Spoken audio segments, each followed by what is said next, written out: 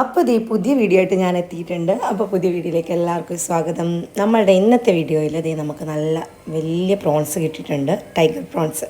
അപ്പോൾ ആദ്യം തന്നെ നമുക്കിതെല്ലാം ഒന്ന് ക്ലീൻ ചെയ്തെടുക്കാം അല്ലേ. എല്ലാവർക്കും ഇത് ക്ലീൻ ചെയ്യാൻ അറിയാമോ എന്ന് എനിക്കറിയില്ല, എനിക്കും അറിയില്ലായിരുന്നു കേട്ടോ. ഞാനും യൂട്യൂബിലൊരു വീഡിയോ കണ്ടിട്ടാണ് ഇത് നന്നാക്കാനായിട്ട് നോക്കിയത്. ഇതിനു മുമ്പ് ചെറിയ ചെമ്മീനൊക്കെ മേടിച്ച് നന്നാക്കിയിട്ടുണ്ടെങ്കിലും ഈ വലിയ ചെമ്മീൻ തലയും വാലും കളയാണ്ട് എങ്ങനെ ക്ലീൻ ആക്കി എടുക്കാമെന്ന് എനിക്കറിയില്ലായിരുന്നു.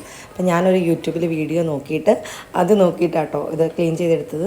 ക്ലീൻ ചെയ്തപ്പോൾ വളരെ ഈസി ആയിട്ട് ക്ലീൻ ചെയ്യാനായിട്ട് പറ്റുന്നുണ്ട്. അപ്പോൾ ആദ്യം തന്നെ നമുക്കിതിൻ്റെ പുറത്തെ ഷെല്ല് പൊളിച്ച് കളയണം. അതിനുശേഷം തലയുടെ അടിഭാഗത്തെ ഈ നാര് പോലെ നിൽക്കണില്ല, ഇത് നമുക്ക് ഒരു കത്രിക വെച്ചിട്ട് കട്ട് ചെയ്ത് കളയാം. ഇനി അതിൻ്റെ മേലെ ഇതിനുള്ളിൽ കറുത്തൊരു സാധനം ഉണ്ടല്ലോ, അത് നമുക്ക് കളയണം. ആ സാധനം എങ്ങനെ ഇരുന്നാൽ അത് നമ്മുടെ വയറ്റിൽ പോയാൽ വയറുവേദന ഉണ്ടാവും എന്ന് ഞാൻ കേട്ടിട്ടുണ്ട്.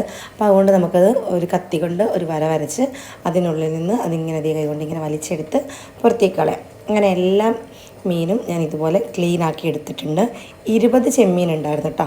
ഞാൻ പക്ഷേ അത്രയും ഇപ്പോൾ എടുക്കുന്നില്ല. ഇപ്പോൾ 8 ചെമ്മീനാണ് വറക്കാനായിട്ട് എടുക്കുന്നത്. അതിൽ 4 എണ്ണം ഞാൻ ഓയിലിട്ട് വെളിച്ചെണ്ണയിൽ നന്നായിട്ട് വറുത്തെടുത്തു. 4 എണ്ണം ഞാൻ എയർ ഫ്രയറിൽ ഒന്ന് ട്രൈ ചെയ്ത് നോക്കി എങ്ങനെയുണ്ടെന്ന് അറിയാനായിട്ട്. കൊള്ളായിരുന്നു കേട്ടോ. എയർ ഫ്രയറിൽ ട്രൈ ചെയ്തിട്ടാണെങ്കിലും നല്ല ടേസ്റ്റോടു കൂടി തന്നെയാണ് കിട്ടിയത്. അപ്പോൾ ഇത് എല്ലാ മീനുകളും ഇങ്ങനെ നന്നായിട്ട് ക്ലീൻ ആക്കി എടുത്തതിന് ശേഷം അധിക സമയം ഞാനിത് കഴുകണില്ല കേട്ടോ. നമ്മൾ മത്തിയൊക്കെ കഴുകില്ലേ, അതുപോലെ കഴുകേണ്ട ആവശ്യമില്ല. 1-2 വെള്ളത്തിൽ ജസ്റ്റ് ഒന്ന് കഴുകിയെടുത്താൽ മാത്രം മതി, നല്ല ക്ലീൻ ആയിട്ട് തന്നെ കിട്ടും. അപ്പോൾ ഇത് മീനുകളൊക്കെ നന്നാക്കി എടുത്തിട്ടുണ്ട്. ഇനി നമുക്കിത് മസാല തേച്ച് വെക്കണം. അപ്പോൾ ഇതിൻ്റെ മസാല ഉണ്ടാക്കാനായിട്ട് വേറൊരു പാത്രം നമുക്കെടുക്കാം. വേറൊരു പാത്രത്തിലേക്ക് മസാല ഇട്ടിട്ട് അതിനുള്ളിലേക്ക് ഇട്ടിട്ടാണ് നമ്മൾ മാരിനേറ്റ് ചെയ്യുന്നത്. അപ്പോൾ അതേ പാത്രം എടുത്തിട്ടുണ്ട്. ഇനി നമുക്കതിലേക്ക് ഒരു 2 ടേബിൾ സ്പൂൺ മുളക് പൊടി ഇട്ട് കൊടുക്കുന്നുണ്ട്. ഞാൻ 1 ടേബിൾ സ്പൂൺ കാശ്മീരിയും 1 ടേബിൾ സ്പൂൺ നല്ല മുളകുമാണ് ഇട്ട് കൊടുത്തത്. 1/2 ടീസ്പൂൺ മഞ്ഞൾപ്പൊടിയും ജിഞ്ചർ ഗാർലിക് പേസ്റ്റ്, പിന്നെ ആവശ്യത്തിന് കുരുമുളക് പൊടി, കുറച്ച് ജീരകത്തിൻ്റെ പൊടിയില്ലേ, ചെറിയ ജീരകത്തിൻ്റെ പൊടിയും കൂടി ഇട്ട് കൊടുത്തിട്ടുണ്ട്. പിന്നെ വെളിച്ചെണ്ണയും കൂടി ഒഴിച്ച് കൊടുത്തു. കുറച്ച് വെള്ളം കൂടി ഒഴിച്ചിട്ടാണ് ഞാനിത് കുഴച്ചെടുത്തത്. അതിനിടയ്ക്ക് ഉപ്പിടുന്ന കാര്യം ഞാൻ മറന്നുപോയി. നിങ്ങൾ മറക്കാണ്ട് തന്നെ ആവശ്യത്തിന് ഉപ്പും കൂടി ഇട്ട് കൊടുത്തിട്ട് നന്നായിട്ട് മിക്സ് ചെയ്ത് വയ്ക്കുക. അതിനുശേഷം ഓരോ മീനായിട്ട് എടുത്തിട്ട് നമുക്ക് ഓരോ മീനിലായിട്ട് തേച്ച് കൊടുത്തോളൂ. ഇങ്ങനെ ഒരുമിച്ച് കുഴയ്ക്കാനായിട്ട് നിൽക്കേണ്ട, ഓരോ മീനായിട്ട് തേച്ച് കൊടുത്തോളൂ. അല്ലെങ്കിൽ അതിൻ്റെ തലയും വാലും ഒക്കെ വേറെ വേറെ കഷ്ണങ്ങളായിട്ട് മാറിക്കിടക്കും.